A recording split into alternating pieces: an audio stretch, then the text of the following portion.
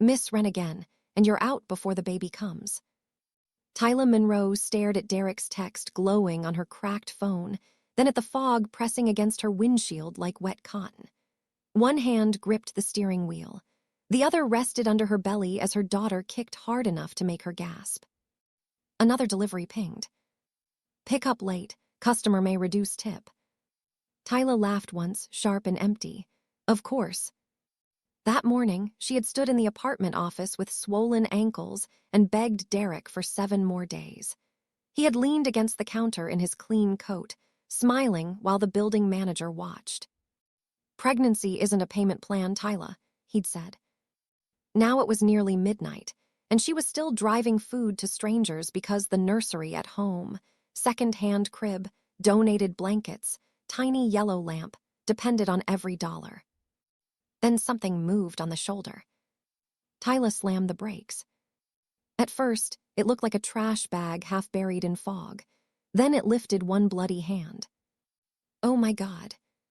She threw the car into park and pushed herself out into the cold. The highway was empty except for her headlights, her breathing, and a black sedan smashed down the embankment, its front end wrapped around a tree. A man in a torn suit lay near the gravel, one side of his face streaked with blood. He tried to crawl when she reached him. Don't move, Tyla said, kneeling awkwardly beside him. I'm calling 911. His hand shot out and clamped around her wrist. Don't, he rasped. Tyla froze. Sir, you're bleeding. Don't call the number in my phone. The way he said it made the fog feel closer. Tyla grabbed her cell anyway, but there was no signal. One bar flickered, vanished, came back, then died. Behind her, far down the highway, 2 headlights appeared through the fog. They were moving slowly. Not passing. Searching. The injured man saw them too. His fingers tightened around her wrist. Please. Tyla looked at the blood soaking his shirt, then at the headlights growing brighter behind them. Okay, she whispered. You're getting in my car. It took everything she had to drag him across the wet gravel. Her back screamed. Her belly tightened. Delivery bags toppled into the passenger footwell as she pulled open the back door and helped him collapse across the seat. The headlights behind her turned toward the shoulder. Tyla jumped behind the wheel and drove. The stranger groaned in the back. Hospital. Yes, she said, checking the mirror. And whoever that is can follow me there. But when she turned onto the main road, the headlights turned too. At the emergency entrance, nurses rushed out with a stretcher before Tyla could explain more than, I found him on Route 19. A security guard asked for her name. Tyla Monroe, she said, still shaking. I just helped him. She believed telling the truth would protect her. The next morning, after 3 hours of broken sleep, a heavy knock rattled her front door. Tyla pulled the curtain back. A line of black SUVs sat outside her house.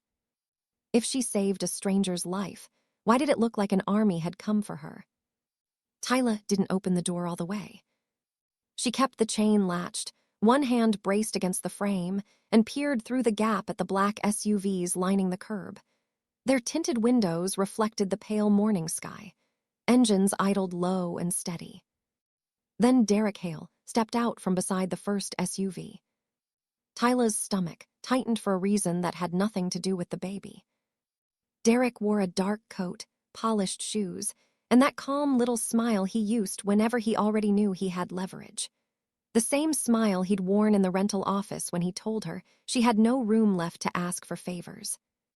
What are you doing here? Tyla asked. Derek glanced past her into the apartment. Open the door. No. His smile faded just enough to show the threat underneath. Tyla, don't make this worse. The words hit harder because they sounded familiar. He used to say that whenever she questioned him, whenever he wanted her to feel small before she even understood what she had done wrong. She looked past him at the SUVs. Are those yours? Before he answered, he pushed his palm against the door. The chain snapped tight. Tyla stumbled back with a gasp, catching herself against the wall. Derek. Unhook it, he said quietly. People are asking questions about you. That stopped her. What people? He leaned closer to the gap. Police came by asking about your car. My car. Gray Corolla, Route 19, around midnight. His eyes dropped to her belly, then rose again. Sound familiar. Tyla unlatched the chain with shaking fingers because suddenly the hallway felt too public, too exposed, too easy for neighbors to overhear. Derek stepped inside like he still belonged there, closing the door behind him without asking. The apartment looked smaller with him in it. The baby bottles on the counter, the folded delivery bag by the couch, the stack of overdue bills under a magnet on the fridge. Derek saw all of it in one quick sweep. I took an injured man to the hospital, Tyla said. That's all. Derek tilted his head. Then why did you leave before giving a full statement? I gave my name. And why were you stopped on a deserted highway? Because he was bleeding on the side of the road. And why did your delivery route disappear for 27 minutes? Tyla opened her mouth, but no answer came fast enough. The app had frozen. Her signal had vanished. She remembered tapping the screen at a red light, watching the map spin and spin while the man groaned in her back seat. Derek noticed the hesitation. That's what I thought, he said. You shouldn't know any of that. I'm trying to help you. No, Tyla backed toward the kitchen table. You're trying to scare me. Derek reached into his coat and pulled out a folded paper. He placed it on the table beside a tiny knitted baby hat. I already spoke to your landlord, he said. Sign this, and maybe this doesn't turn into an eviction. Tyla stared at the page. It said she had seen nothing useful, that the man was unidentified, that she had no memory of any other vehicles on the highway. That's a lie, she said. It's a clean statement. It's false. It's survivable. Derek tapped the paper once. You're 8 months pregnant, behind on rent, driving around at midnight with a bleeding stranger in your back seat. You really want people digging into that? Tyla's eyes moved from his face to his shoes. Red clay crusted the edges of his polished soles. The same red clay from the shoulder of Route 19. Her breath caught. Then he reached for the pen, and his sleeve slid back. A fresh scrape ran across his wrist. Tyla looked up slowly. Were you there? For the first time, Derek didn't answer right away. Another knock struck the door. Harder. Derek's hand moved fast. He snatched the statement off the table, tore it straight down the middle, and leaned close enough for her to hear his whisper. Too late, they're already here. The second knock shook the door in its frame. Tyla looked from the torn statement in Derek's hand to his scraped wrist. Who is that? Derek stepped back, smoothing his coat like nothing had happened. Let me talk first. No. Tyla moved around him and opened the door herself. 2 people stood on her porch in dark jackets, badges visible at their belts. Behind them, the black SUVs lined the curb in front of her apartment building. Neighbors had already come outside, wrapped in robes and sweatshirts, phones raised. One of the agents looked past Tyla at Derek. Mr. Hale. Derek's entire face changed. The sharpness disappeared. His voice softened. I came as soon as I heard. Tyla's shaken up. She's pregnant and she hasn't been thinking clearly. Tyla turned on him. Don't speak for me. A woman across the walkway whispered. Is this about last night? The lead agent faced Tyla. Ms. Monroe, were you driving a gray Toyota Corolla on Route 19 at approximately 12:42 this morning? Yes, Tyla said. I found a man hurt on the side of the road. A second agent opened a folder. Your plate was captured near the scene of an armed robbery connected to that crash. The word robbery spread through the courtyard like a match hitting dry paper. Robbery, someone muttered. Derek put a hand near Tyla's shoulder, not touching her but close enough to look supportive on camera. She's under a lot of financial stress, he said. Late rent, long hours, food delivery at night. It's possible she got pulled into something without understanding it. Tyla jerked away from him. I saved that man. The lead agent held her gaze. His name is Victor Alessi. He's a private security chief. He was transporting evidence for a federal cash laundering investigation when his convoy was ambushed. Tyla's mouth went dry. Victor wasn't random. The Foggy highway hadn't just been an accident scene. It had been part of something planned. The agent continued. Someone using your registered vehicle was seen near the convoy before the crash. That wasn't me, Tyla said. I was delivering food. My app froze. My phone lost signal. Derek sighed, loud enough for the neighbors to hear. Tyla. She cut him off. My dashcam recorded the highway. For 1 second, Derek's smile broke. Then he recovered. Your dashcam's been broken for months. Remember, I helped install it. Tyla stared at him. No, he had not helped install it months ago. He had borrowed her car 2 days ago, saying he wanted to fix the tire sensor before the baby came. The lead agent noticed her face change. Ms. Monroe. Tyla pointed toward the parking lot. My car, check it. Everyone followed. Neighbors filmed from the walkway as Tyla unlocked the gray Corolla with trembling hands. The delivery bags still sat on the passenger floor. A faint smear of dried blood marked the back seat where Victor had been lying.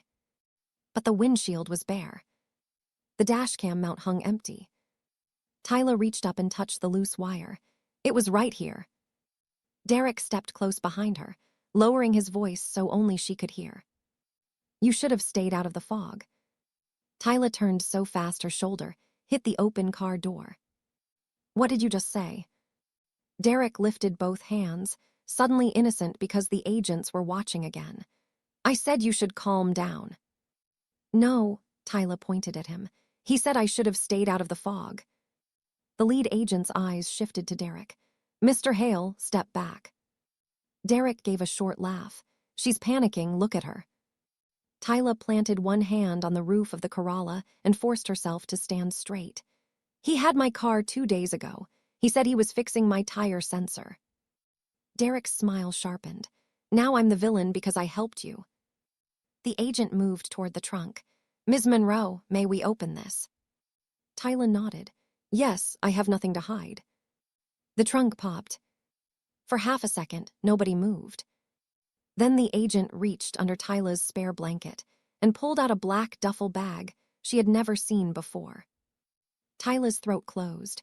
That isn't mine. The zipper opened.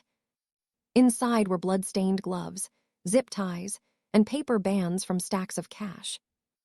Neighbors gasped from the walkway. One phone camera zoomed in so close Tyla could hear the person breathing behind it. Derek stepped back beside the agents, his face carefully arranged into concern. Tyla. Don't say my name, she snapped. The lead agent's voice changed. Ms. Monroe, sit on the curb while we document this. Tyla stared at the bag, the missing dash cam, Derek's muddy shoes, the scrape on his wrist, his knowledge of the delivery app freezing for 27 minutes, the way he had arrived before anyone had explained anything. It all lined up too neatly. Then she remembered Victor at the hospital entrance. The nurses had pulled him from her back seat, but before they wheeled him inside, his bloody hand had caught her coat sleeve. He had pushed something into the pocket. She thought it was gauze, trash, anything but important. My coat, Tyla said. Derek's head snapped toward her. The agent frowned. What? My coat from last night. It's inside. She moved before anyone stopped her, crossing the courtyard with the agents close behind. Derek followed too, but slower now. Inside, Tyla grabbed the coat from the hook by the door and dug into the pocket with shaking fingers. She pulled out a small memory card, wrapped in bloody tape. The lead agent went still. He took it carefully, turned it over, and his expression hardened. This is Victor Alessi's security seal. Derek's face lost all color. A phone rang. The lead agent answered, listened, then looked at Tyla. Victor is awake, he said. He's asking for you, and he says your ex is the man who left him to die. At the hospital, Tyler expected chaos. Instead, the truth came out in a quiet room with beige walls, 2 federal agents, and Victor Alessi sitting upright in bed with bruises blooming across his face. His voice was rough but clear. Derek Hale was in the convoy ambush. Tyla stood near the door with both hands resting on her belly. Why would he use me? Victor looked at the lead agent, then back at her. Because you were useful to him on paper. Pregnant, overworked, behind on rent, a delivery driver with late-night routes and a car no one would question seeing on empty roads. Tyla swallowed. Victor continued. Derek was part of a cash courier network. They were using rental properties and food delivery routes to move money without drawing attention. I was transporting evidence against them last night. The agent placed the bloody memory card into an evidence sleeve. This confirms it. Victor nodded. I kept a backup recorder inside the convoy. When the crash happened, I got out with the card. Derek's people were still looking for me. Then she found me. Tyla remembered the fog, the blood, his hand gripping her wrist. Don't call the number in my phone, she whispered. Victor looked at her. Because Derek had someone waiting on that line. The room went still. The lead agent laid out the rest piece by piece.